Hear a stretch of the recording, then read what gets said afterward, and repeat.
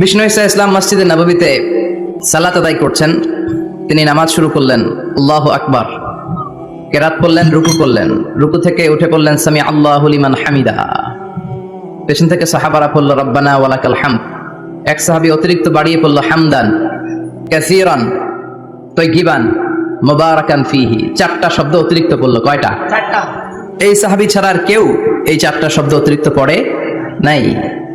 নামাজ শেষে বিষ্ণু ঈসা ইসলাম বললেন, কে অতিরিক্ত চারটা তাসবিহ বানিয়ে বানিয়ে পড়েছো যেটা আমি শিখাই নাই?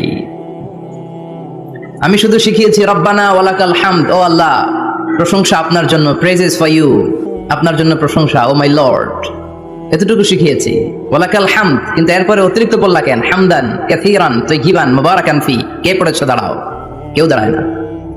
বিশ্বনবী অভয় দিলেন, আমি কিচ্ছু বলবো না, দাঁড়াও। বিশ্বনবী যখন অভয় দিলেন, অভয় পেয়ে এক সাহাবী হাত তুলে দাঁড়ালেন, বললেন ইয়া রাসূলুল্লাহ, আমি পড়েছি, আমারে মাফ করে দেন। বিশ্বনবী বললেন, কেন বললা? আমি তো শিখাই নাই। পেয়েছো কোথায়? সাহাবী বলল, ইয়া রাসূলুল্লাহ, রব্বানা ওয়ালাকাল হামদ মানে O my lord, all praises to you, O Allah সব প্রশংসা আপনার।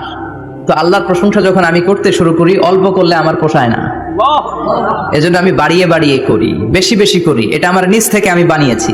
আমি বানিয়ে বানিয়ে পড়েছি হামদান কাসীরান তাইয়িবান মুবারাকান ফীহি।